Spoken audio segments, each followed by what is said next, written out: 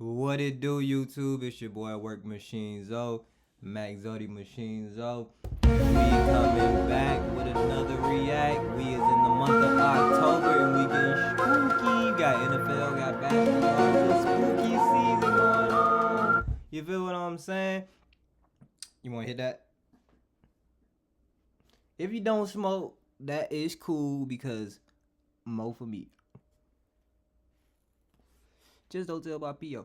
But we are going to react to Kai the Beach Kid. I'm sorry, subscribe to him. We got the last great NFL season. Yes, I'm biased. Yes, fly, Eagles fly. You feel what I'm saying? But it's a lot of good moments that happened in this season, and that is the great season of 2017. You know, when we got our first Super Bowl. But neither here nor less, I am the Chill Life of Zoe, and we gonna get into the video because this is a dope one. 2017. The year is 2017. The Cleveland Browns had just spent the first overall pick on generational Texas A&M pass rusher Myles Garrett, banking on him to become the franchise cornerstone they've been check his stats. 6'4", 272 pounds. Defensive end from Texas A&M, Big Arlington. Boy ain't had no fade, all muscles. Boy was in that gym. Chicago stunned the football world at number 2, trading up just one spot to take Mitch Trubisky, a quarterback with only 13 college starts. The move was met with raised eyebrows. That boy from Mentor, Ohio, bro. Never heard of it. Boy, niggas, mentors out there. Worst total in scoring defense in 2016. Lord have mercy. First round pick, third pick. Especially with Deshaun Watson and Patrick Mahomes still on the board. Wow, they passed up Patty.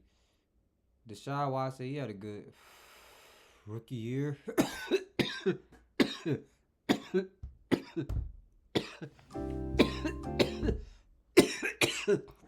think he had a good rookie year. Proven winner from Clemson, went 12th to Houston. But passing Kansas on Pat, City aggressively jumped to grab Mahomes at number 10. A raw project gunslinger compared to Jay Cutler, who many figured would sit for a year or even longer. That boy from White House, Texas. I don't even know where that's at. Why they pass up on him, I do not know. 10th pick, first round, crazy. He don't even look happy, bro. That shit crazy. We got 53 total touchdowns in 2016, second in school history. Why they pass up on this, man? Bruh. Christian McCaffrey, taken 8th by Carolina, was the ultimate Swiss Army knife who could be the future of the running back position. Oh my God. And at number 4, the Jaguars grabbed LSU sledgehammer Leonard Fournette, hoping he would bring an old school toughness to a franchise lacking identity. Those rookies, along with names like TJ Watt, George Kittle, Cooper Kupp, and Alvin Kamara, would go on to define the... Bro, this class is loaded. Straight all-stars and Pro Bowlers. And the next decade. But no matter what happened at the draft, all eyes turned to New England one summer hit. Boy, Bill. The Patriots were coming off the most... Little did y'all know he was scouting the young things. Comeback in NFL history. And the preseason narrative was that this might be the best team Bill Belichick ever had. Tom Brady was 40, but still playing at an MVP level. Rob Gronkowski was back and healthy. The Patriots had to add a deep threat brand. Let me know, do y'all think Gronk is the best tight end? I feel like that might be the best tight end of the history. You know, now I don't know too much about football, but let me know what tight ends y'all rocking with. I like Gronkowski. I wasn't a Patriots fan at all. I hated them bitches. But Gronkowski was a pretty good player. Cooks signed Stephon Gilmore to pair with Malcolm Butler and seemed to have patched every hole. Vegas made them heavy Super Bowl favorites, and some even debated whether New England could actually go 19-0. They opened at home against the Kansas City Chiefs, Let's see what they who apparently didn't get the memo regarding how unbeatable New England was supposed to be. Rookie running back... Man, unpopular take. I feel like Hill should have never left, bro. I mean, I guess he got more money in Miami, the Dolphins, but... What they say, more money, more problems. Because that boy got some shit going on. He might have lost his career with leg injury, if you ain't know. And then on top of that, he got a lot of allegations against him. And shit, it ain't looking too good for you, boy. You should have just stayed where it was cold at in Kansas City. He was balling there with Patty Mahomes. Switch quarterbacks, thought it was going to be sweet. Boy, it wasn't. Kareem Hunt, who fumbled on his very first carry, Damn. rebounded with one of the greatest debuts Welcome ever. to the NFL. Nearly 250 total yards and 3 touchdowns. Boy, that boy running for his life, boy. Oh, he took a face plant back there. Alex Smith suddenly looked like Joe Montana, carving up the Patriots for 368 yards and 4 scores. Alex Smith, and Joe the Chiefs Montana. routed the Patriots 42-27. Oh, that boy silencing the moving. crowd and making those Super Bowl odds look questionable at best. But Aaron Damn, they kissing him in the ear and shit. Rodgers reminded everyone why he was considered he the threw a league's most bullet. talented quarterback. Green Bay started 3-1 with Rodgers Little did y'all know he was off the yerks. orchestrating clutch drives to get the Packers out of the gates Ugh, hot. that boy was In throwing Week 3 lasers. against the Bengals, he threw a last-minute And if you know, if you took a Percocet, bro, you know you got that focus.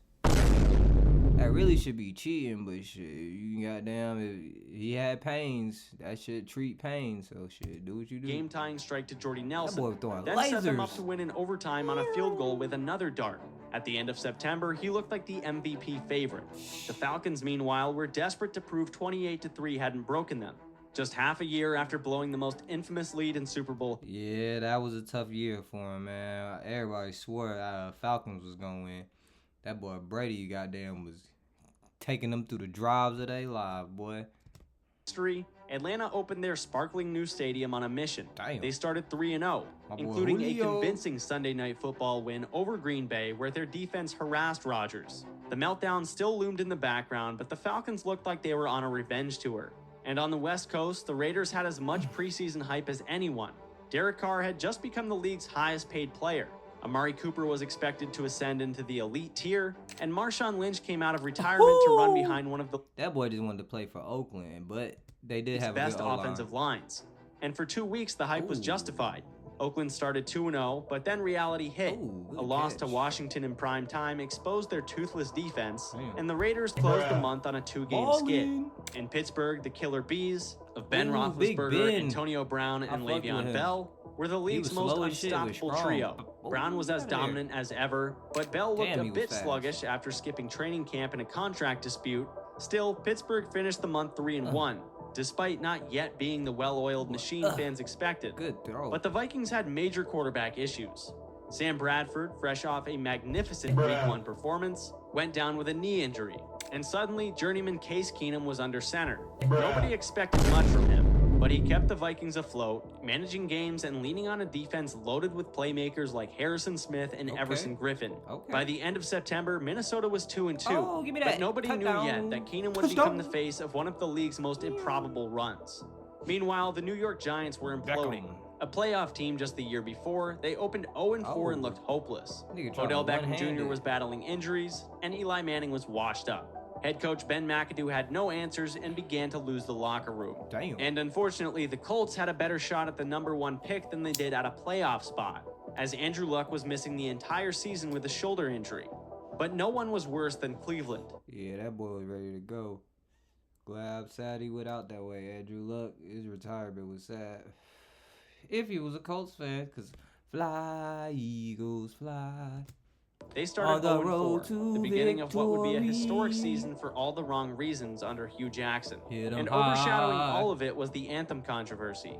In late September, President Trump's comments criticizing NFL players reignited tensions around protests during the Hey. national anthem, even calling for them to be released. Hey, Football season's finally here. Up. October's most exciting story Ooh, took it's place in getting Houston. spooky. After flashing in September, We in Deshaun October Watson right now. exploded in October. He threw 5 touchdowns against Kansas City, then walked into Seattle and went blow for blow with Russell Wilson in one of the greatest rookie performances in NFL history. Watson threw for over Damn, 400 that's a yards good and ass 4 throw. scores, fearlessly attacking the Legion of Boom, while Wilson countered with late-game heroics to steal the win. But Watson looked like a no-doubt future MVP and face of the league. Ooh, good While throw. Philadelphia was also rising, Carson You see what's going on? Boy, open. 7-11. had the Eagles looking like the best team in football by the end of October. Yes, sir. He threw 3 touchdowns and a statement win over Carolina on Yes, sir. Thursday That Night boy- Football, then 4 touchdowns as he ripped apart Washington in primetime the very next week. By Halloween, My the boy Eagles Wentz were was doing 7-1, riding a 6-game winning streak, and Wentz was the MVP frontrunner. But Philly wasn't the only NFC surprise. After years of mediocrity, the Rams had come alive on They be having a squad. They just be losing. 31-year-old head coach Sean McVay. Jared Goff looked like a real quarterback thanks to a real head coach. Todd Gurley was back to his dominant 2015 form, and the Rams were scoring points at a rate the franchise had not seen since the greatest show on turf. Damn. By the end of October, they sat at second place in the NFC West. A huge improvement for a team that had gone 4-12 with the league's lowest scoring offense in 2016. The NFC South, meanwhile, was pandemonium. The Falcons, who had started hot in September, shrunk in October. They shouldn't even play New England. That damn, anytime they had to with this era, shit, goddamn, they should have just called it quits. Put your bench players in, put your rookies in. Losing 3 straight, including a Super Bowl rematch against the Patriots where they didn't score until the fourth quarter. The Saints went the other direction, however, catching fire and going on what would eventually be an 8-game win streak, fueled by Drew Brees' efficiency, a resurgent defense, and the breakout of rookies Michael Thomas and Alvin Kamara, who both looked like they were born to play in Sean Payton's offense. And in Carolina, Cam Newton was as unpredictable as ever, alternating between good and bad games. But the defense kept the Panthers squarely in the playoff hunt. In the AFC, the Chiefs started 5-0, with Kareem Hunt running wild. But October exposed their flaws, and Kansas City dropped 2 straight to fall back to the pack. Further west, the Chargers were the best bad team in football. They opened the season 0-4, with 3 losses coming by a single score. But in October, they turned things around. Phillip Rivers and a defense powered by Joey Bosa and Melvin Ingram brought them back to respectability, even if they were still just 3-5. But the Cowboys, once the magical 13-3 season, quickly discovered how much harder year 2 can be. Ezekiel Elliott's suspension saga became the story of the fall, a legal tug-of-war that dragged on week after week. Even when he played, the shadow of the looming suspension hung over Dallas like a dark cloud. Oh, that boy moving. In October, the Cowboys dropped 2 straight. Laser.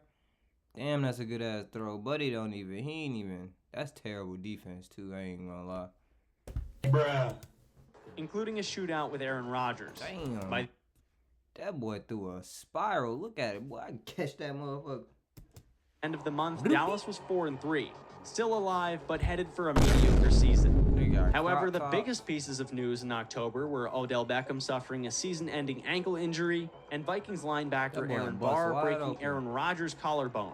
Whether backup QB Brett Hundley could tread water for long enough for Rodgers to return with a shot at the playoffs was a major question. He looking sad. Cheer up, father.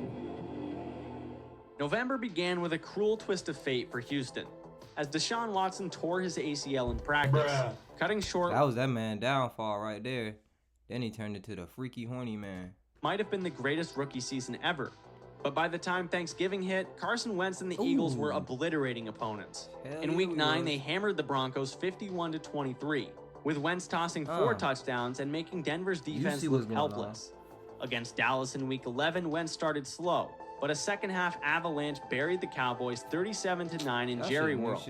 After that, Wentz should have got a goddamn career high on Dallas. And yep, I said it. Beat Chicago 31-3 to reach a 10-1 record, riding a 9-game win streak. And Wentz was the runaway MVP favorite. Philadelphia wasn't just the NFC's top seed. They were the scariest team in all of football. But the Vikings weren't far behind. Case Keenum was playing more like a franchise quarterback than a backup. In November, he shredded Washington for 4 touchdowns and kept Minnesota rolling with wins over the Rams and Lions. Time out. That is a good throw. That's a good catch, too. But damn. They were the scariest team in all of football. But the Vikings weren't far behind. Case Keenum was playing more like a franchise quarterback than a backup. In November, he shredded Washington for 4 touchdowns and kept Minnesota rolling with wins over the Rams and Lions. With Adam Thielen breaking out as an all-pro receiver, Stephon Diggs as his partner in crime, and the league's top defense, the Vikings ripped off 7 straight wins. Diggs got some crazy allegations against him. Shit crazy. And finished the month 9-2. A Super Bowl in their home stadium no longer seemed like a fantasy. And in New Orleans, the Saints running back duo of Mark Ingram and Alvin Kamara became about as formidable a backfield duo as the league had seen. And in Week 11, they staged one of the greatest comebacks of the year, storming back from 15 down against Washington to win in overtime. This looked like the most balanced team Drew Brees had ever played on. In Los Angeles, Sean McVay's Rams were proving they weren't just a cute story. They were legit contenders. Jared Goff continued to grow in confidence. Todd Gurley was in the thick of the MVP race. And Aaron Donald was wrecking pockets every Sunday on his way to Defensive Player of the Year. Oh, spine, my back. Race, I'm paralyzed. And Aaron Donald was wrecking pockets. Boom! I ain't gonna lie, bro. He dropped all his weight on him. I'm glad he retired. Every Sunday on his way to Defensive Player of the Year. They lost a mid-November showdown to the Vikings, but bounced back with a big win over the Saints. At 8-3, the Rams were the new kings of the NFC West. Seattle, though, was not going quietly. Russell Wilson turned November into his own personal MVP campaign, I don't know if I like them accounting for nearly all of the Seahawks' offense. Like, they kind of hard, but they kind of weak because it's like you easily can be seen. What y'all, traffic cones? What is safety day? While his team around him fell apart. Richard Sherman tore his Achilles, Cam Chancellor was sidelined with a neck injury, and the Legion of Boom was effectively no more. But Wilson kept them alive, dragging Seattle to a 7-4 record by the end of the month. Dang. The AFC, meanwhile, was coalescing into a two-team race. The Patriots had shaken off their Week 1 stumble, and by November looked as ruthless as ever. Brady threw 4 touchdowns against Miami in Week 12, and they ended the month 9-2. That O-line is nasty. He was just standing in that bitch, just throwing like goddamn target practice. Riding a 7-game win streak. Right behind them were the Steelers. After a merely decent start to the year, they caught fire in November, with Big Ben finding his rhythm and it's cold. You know it's cold. Boy had to grow a beard. He got all type of shit going. Le'Veon and AB playing like the league's 2 most dangerous weapons. Browns' 3-touchdown demolition of Tennessee on Thursday night and his game-winning catch against Green Bay were reminders that no receiver in the NFL was better. Pittsburgh finished November 9-2 as well, putting them on a collision course with New England in December. But not every AFC team was on the rise. This don't even look right in the era we in. If you know, you know. Patton took this shit all the way over. Chiefs, who had started 5-0, regressed. They lost 5 throwing lasers to the other team. 6 from mid-October to the end of November. Hey, bro, he played for the other team, gang. Including an embarrassing defeat to the lowly Giants. Dang. And Kansas City looked like a shell of the team. Yeah, it's time to move on. It's time to get your boy Patrick in the building. It shocked New England on opening night. The Jaguars, on the other hand, were one of the stories of the season. That motherfucker here, oh my God, boy, he be playing some good ass defense. He hit hard as shit too. Powered by their suffocating defense and rookie Leonard Fournette, Jacksonville ended November tied Boom! Oh, concussion, paralyzed, asthma attack. AFC South lead at 7-4 with Tennessee. Boom! Damn, nigga, you clocked in to get clocked out. Jacksonville ended November tied for the AFC South lead at 7-4 with Tennessee. They weren't pretty. Blake Bortles was still Blake Bortles, but nobody wanted to see the Sacksonville defense in January. Elsewhere, the Bills provided comic relief. At 5-4, they benched Tyrod Taylor for rookie Nathan Peterman, and the result was 5 interceptions in 1 half against the Chargers. Boy, about to give his brain damage, nigga. Ain't nobody tackling for you, rookie Nathan Peterman, and the result was 5 Boom! Head hit the ground like concrete. Interceptions in 1 half against the Chargers. One of the ugliest quarterback performances in NFL history. Sean McDermott had no choice but to turn back to Taylor, and Buffalo finished the month 6. Damn, no choice to turn back to Taylor, so both of y'all sad. That's tough. 5. Still in the playoff picture. And the Giants, already a disaster, benched Eli Manning in favor of Geno Smith. An unpopular move that would soon prove consequential for Ben McAdoo. Yeah, well, you don't do that, my brother. During the December stretch run, Carson Wentz and the Eagles walked into the Coliseum in Week 14 for a showdown with the Rams. A possible NFC Championship preview. Wentz threw 4 touchdowns, pushing his season total to a league-high 33. But on a scramble toward the goal line, he tore his ACL, ending the season of the MVP favorite and he tore his ACL, but he walking off. Is this a before picture? Of the league's hottest team. Nick Foles took over, and while Philly finished 13-3 with the NFC's top seed, Nick Foles. Nobody outside of Philadelphia believed they could actually finish the job. Well, he talking real facts, bro. We so delusional like that, bro. We believe any of our teams is gonna win. Minnesota rode Case Keenum's improbable hot streak to the conference's 2nd seed. They ripped off wins over the Falcons, Bengals, and Packers, also finishing 13-3. The Saints and Panthers also made their push. New Orleans leaned on Kamara and Ingram. Boy, you thought you had a hit stick. to finish 11-5, sweeping Carolina in the regular season, That boy hit a concrete barrier. reclaiming the NFC South. The Panthers also reached 11 wins, however, and the Falcons got over their October lull to finish 10-6, ensuring 3 teams from the NFC South made the playoffs. The Rams clinched the NFC West with a 42-7 demolition of the Seahawks in Week 15, and Todd Gurley went nuclear in December, scoring 8 touchdowns in the final 3 games. Whoa. And running away with Offensive Player of the Year. In the AFC in Week 15, the Patriots and Steelers met in Pittsburgh in what was a potential AFC title game. The Steelers were poised for a statement win after a late Juju Smith-Schuster catch and run set them up at the goal line. Ben Roethlisberger hit Jesse James for what was the go-ahead touchdown, only for replay to rule it incomplete. Damn. Another chapter in the NFL's confusing catch rule chronicles. Bruh. 2 plays later, I ain't gonna lie, New England. Y'all looking a little suspect, bruh. Them refs be working overtime. Roethlisberger threw a game-ending interception, and New England escaped with a 27-24 win. Damn. The victory gave the Patriots the inside track to the #1 seed. A path Damn, then they gonna say they won it fair and square. not relinquish. The Steelers, though, still finished strong at 13-3, with Antonio Brown logging over 1,500 yards despite missing the final 2 games, and Le'Veon Bell adding nearly 2,000 yards from scrimmage. Behind them, Jacksonville held off Tennessee and clinched the AFC South with a 10-6 record, their first playoff berth in a decade. Nigga hit a Superman catch. Oh my, let me see if I can catch that. And the AFC South with a 10-6 record. Look at that, boy turned into Superman. Boy, this football got niggas out here evolving and shit. God damn, niggas start flying. First playoff berth in a decade. And the Chiefs, after their midseason rough stretch, went 4-1 in December to finish 10-6, with Kareem Hunt. I ain't even gonna lie, bruh.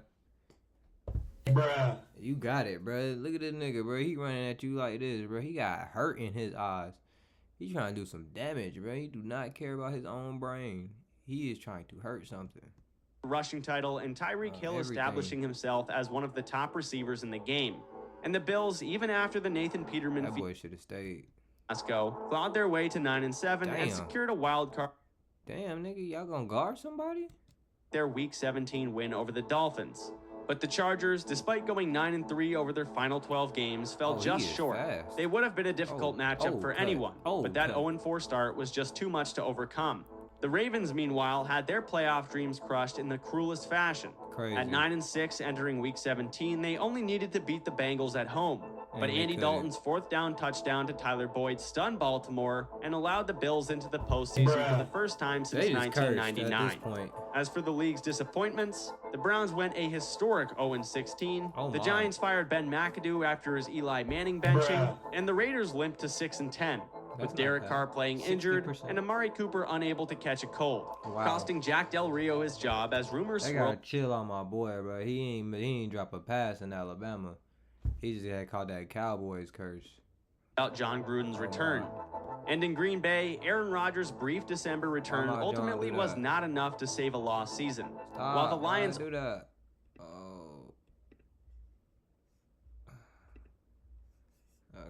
also hung around all year but missed the playoffs at 9-7 despite 1,000-yard seasons from both Marvin Jones and Golden Tate. By the time December ended, the field was set. Stafford a whole Ram now, bro. That shit crazy.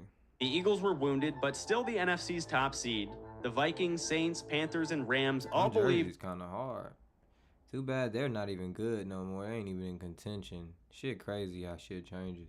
They had a shot, and in the AFC, the Patriots and Steelers looked destined for another clash.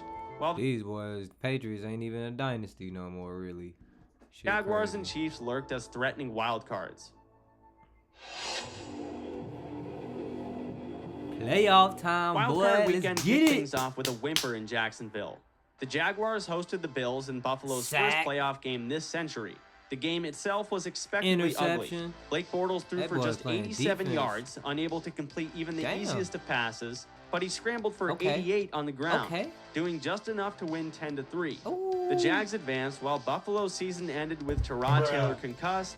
That shit don't even sound right, bro. Buffalo losing to Jacksonville? What? Nathan Peterman poetically throwing the final interception of their season to Jalen Ramsey. Oh yeah, that makes sense. Bro was on the team. Forgot about that.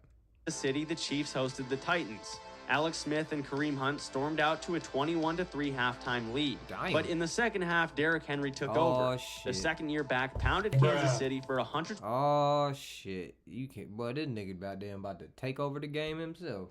56 yards. Marcus Mariota authored one of the strangest plays in NFL history. Oh yeah, throwing I a remember touchdown pass to himself after his throw was batted back into his hands. The Titans stunned the Chiefs 22-21, completing yet another January collapse for Kansas City and spelling the end of Alex Smith's run as their starter. Yeah, I ain't even gonna lie, bro. They definitely had to move on, bro. Like, it's Patrick time, cause, bro, what? Y'all lost 22-21, and a nigga threw a fucking touchdown to himself. What did y'all doing? In the NFC, Atlanta walked into Los Angeles and bullied the Rams. Damn, boy. Julio Jones. Nigga juked himself, ain't it? In the NFC, Atlanta walked into Los Angeles and bullied the Nigga got tackled by a ghost. Rams. Julio Jones scored, and the Falcons' defense shut down Todd Gurley and Jared Goff. The Rams had been the darlings of the regular season, but their playoff inexperience showed. How did he get through that? Jared Goff. The Rams had been the darlings of the regular season, but their playoff inexperience showed in a 26-13 defeat. Damn, the other Rams, they just straight bullied y'all. Card game was more competitive. Yeah. The Saints took down the Panthers 31-26 as Drew Brees threw for 376 yards, hitting Michael Thomas and Ted Ginn for big plays. Carolina fought to the end, but Cam Newton's last drive stalled, and the Saints advanced to set up a divisional match with Minnesota, which was when these playoffs truly turned unforgettable. In Foxborough, the Titans' run met reality as the Patriots beat them 35-14, with Brady throwing 3 touchdowns. And the Steelers had spent the weeks prior dreaming of getting revenge against New England in the AFC Championship. But with that distraction, they overlooked Jacksonville. Damn. The Jags marched into Heinz Field and dropped 45 points on one of the league's best defenses. Damn. Leonard Fournette ran for 3 touchdowns, including a leaping score to set the tone early. Blake Bortles, mocked all season, played mistake-free football. Oh, that block was a great block. If you score off this block, bro, goddamn, he got by you a rollie and some more shit. Ben Roethlisberger threw for 469 yards and 5 touchdowns. Oh, my God. But it wasn't enough as the Steelers fell 45-42 in a shootout nobody expected. This nigga out here playing NFL street, bro. Out here hitting fake passes. The Jags of all teams were headed to the AFC title game. Damn. In the NFC, the Falcons traveled to Philadelphia. Most assumed Philly's season had effectively ended when Carson Wentz tore his ACL in December, and this was by no means a pretty game for Philadelphia. But late in the fourth quarter, with Philly leading 15-10, Matt Ryan took the Falcons down to the red zone. Bro, what the fuck was that? He just threw the ball on the ground. With Philly leading 15-10, Matt Ryan took the Falcons down. What the fuck? Nigga try to do a shovel pass, bro. That is not in your bag. The red zone. On 4th and goal, he rolled right and lofted a pass toward Julio Jones in the corner of the end zone, incomplete. The Eagles survived, sending their... Yeah, I ain't gonna lie, bro. Every time you watch an Eagles game, bro, you can never just enjoy the game. It's not gonna be a blowout. If we start blowing them out, just know some fuck shit's about to happen. Niggas is about to start coming back. Some shit, but every Eagles game is so far, you're gonna have a little mini heart attack and a stroke. It is what it is. Underdog story into the NFC Championship. We come out victorious. And then came the game of the year. The Saints and Vikings staged an instant classic in the divisional round. Minnesota led 17-0 at halftime, but Brees rallied the Saints, throwing 3 second-half touchdowns to take the lead. And with time running out, the Saints were up 24-23, one play away from the NFC Championship. Then, on 3rd and 10 from his own 39, Keenum lofted a sideline throw to Stephon Diggs. Saints safety Marcus Williams whiffed on the tackle, Diggs spun upright and sprinted 30 more yards untouched into the end zone as time expired. The Vikings had pulled off one of... Then that's when he became freaky man. Everything unlocked. Most improbable finishes in NFL history, now known as the Minneapolis Miracle, advancing them to the NFC Championship in he was tweaking. Philly. And Championship Sunday brought 2 very different games. For 3 quarters in Foxborough, Jacksonville looked like the better team. The Jags led the Pats 20-10 in the fourth quarter and should have clinched the game on a Miles Jack forced fumble and recovery that he could have ran in for a touchdown, but he was wrongfully ruled down. Instead, Tom Brady did what Tom Brady does. Playing with stitches in his throwing hand, he engineered 2 fourth-quarter touchdown drives. How, bro? What the fuck? It must have been, bro. It must have been like in an area where he just ain't really bending his arm. You know what I'm saying? He had stitches like right here on some shit on the back of his hand. Cause ain't no way, bro. Hitting Danny Amendola Y'all gotta hit at his hand. Y'all gotta do something. Tag him on the ground, punch his hand. twice, including a toe tap masterpiece in the back of the end zone. Bam. New England survived 24-20, denying Jacksonville the upset of the year. In Philadelphia, Crazy. the NFC title game was going to be an easy win in the eyes of many Vikings fans. Hell no. But after spotting Minnesota an early 7-0 lead, the Eagles went off for 38 unanswered points. Foles was sensational, throwing for 352 yards and 3 touchdowns, including a bomb to Alshon Jeffrey that set the Link on fire. Philadelphia crushed Minnesota 38-7, punching their ticket to the Super Bowl for the first time in 13 years. L2. The 2017 season built to one of the most unlikely matchups imaginable. The defending champion New England Patriots, I was led nervous as hell, bro. I ain't gonna lie, bro. Brady thought he had another one. Shit, I was optimistic, bro. I believed, but I was nervous. Don't get me wrong. VP Tom Brady, the dynasty that had ruled the league for nearly 2 decades, against the Philadelphia Eagles. We was Led hyped, not boy. by the would-be 57, MVP Carson shit, Wentz, he ready. but by his backup Nick Foles. Right. The Patriots were chasing their 6th Lombardi trophy, and the Eagles were chasing their 1st. From the opening kickoff, Foles came L2, out baby. fearless, hitting Alshon Jeffrey for another long he threw a touchdown in the first motherfucking quarter, and Doug rocket. Peterson dialed up, Boy, he loaded up that bazooka and fired RPG. hitting Look at Alshon that. Jeffrey for another long touchdown Damn, in he the threw first that quarter, motherfucker. and Doug Peterson dialed up ballsy plays, refusing to be intimidated by Belichick. You feel me? The Eagles racked up yards and points at will, We even copied y'all shit mid-game. but Brady we was gonna get playing to it. arguably the best game of his career, Oh, God. keeping New England within striking distance Oh, every God. step of the way. The Patriots' offense was clicking, Oof. but the defining moment was created by Philly just before halftime. Mhm. Facing 4th and goal, Doug Peterson called the play that would live in Philadelphia lore forever. Foles slid out to the right and caught a pass from tight end Trey Touchdown. Burton uncovered in the end zone. A backup quarterback catching a touchdown in the Super Bowl against the greatest dynasty in NFL history. Yup. The Philly special not only won-upped the Patriots' failed You see what happened. Brady, I don't know. You might not have scored, bro, but you would have got red zone and you would have fucked us up in the red zone. But guess what? You a quarterback, my boy. You ain't no wide receiver. You should have worked on them hands. play from earlier in the game, but it was all Look at that, bro. I ain't gonna lie. That was a great play. You should have worked on it some more, bro. Should have worked on them hands, dog. Oh, my God. What happened? the moment you knew the Eagles were not just happy to have made it there. And in the second half, defense became non-existent. Gronkowski hauled in a touchdown that gave the Pats a late 4th quarter lead. That boy was... But Foles answered, facilitating a go-ahead drive Yeah, that's capped off by a nervous. touchdown to Zach Ertz. Still, You see it. That's what winning look like right there, facilitating boy. a go-ahead drive That's capped like off by a touchdown. we ain't going home until we win this motherfucker, boy. You see what I'm saying? Niggas get super powers playing this shit, bruh. Zach Ertz. Still, Brady had the ball with over 2 minutes left, down 38-33, so everyone in the Man, world expected nervous. yet another Patriots comeback. Bro. Instead, Brandon Graham broke through and stripped Brady. Yup. And Philadelphia had the break they so desperately needed. Oh, A God. late field goal extended the lead to 8. Yeah. You thought you had one. You ain't gonna lie. You did some goat shit and went to Tampa and got one. We fought with that, but... And when Brady's Hail Mary fell incomplete as time expired, the impossible became reality. Nick Foles, after nearly retiring just a year We couldn't believe it, bruh. Like, damn, we really just won this motherfucker, bruh. I know the city of Philadelphia went crazy. Shout out to the family. earlier, was named Super Bowl MVP, outdueling Brady in one of the all-time great shootouts, throwing for 373 yards and 3 Bruh. touchdowns. The underdog mask came off, and Philadelphia Damn, can we say Nick Foles might have one of the greatest rings? Well, I ain't gonna say the greatest. I don't know. I don't know the history, but he might have one of the greatest rings in NFL history. But I don't know, man. Y'all let me know, man. I don't know, bro. I don't know. celebrated the greatest night in its Hey, football cry it history. out, bro. You did A your triumph thing, bro. decades We in the needed making. that. Foles became a Philadelphia legend, and Doug Peterson's aggressive play calling earned him recognition I as think one of Folk the got league's a best statue, coaches. bro. But the immediate aftermath was less kind to Philly. Carson Wentz never regained his 2017 form. Nope. The following seasons brought injuries, regression, and eventually a trade out of Philly. Peterson's tenure unraveled within 3 years. But that's okay. We got it right back jumping. Don't worry about it. We have, you know what I'm saying? We had to hit a little quick rebuild, but we got the shit The back team was busting. dismantled piece by piece. For the Patriots, the loss was devastating but not fatal.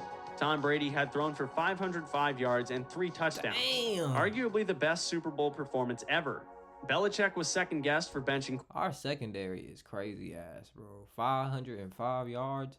You're not going to too much run the ball on them. But goddamn, boy, if you're a wide receiver, boy, you can get your money that night on anybody. Eagles, you playing the Eagles, boy? Wide receivers should be licking their chops. Quarterback Malcolm Butler, who had been a Super Bowl hero 3 years earlier.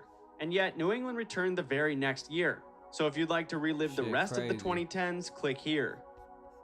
Oh man, W video from Kai the Beach Kid, man. Subscribe to him. That is the video. We just ran through the 2017 season. You know what I'm saying? I had to run through that motherfucker real quick, you did? Because you know we the Super Bowl champ. But, you know, shout out to everybody who participated in that season. Made it a great season. Had some great games. And, you know, that is the video. I am the chill life of Zoe. You dig? Junkies tweaking outside my crib, but you know what I'm saying? It ain't nothing new, bro. This is another day in the hood. But I am the chill life of Zoe, man. If you stayed this long, I always appreciate you. Love is always, gang. Until then, we gonna be back with another one, bro. I am out.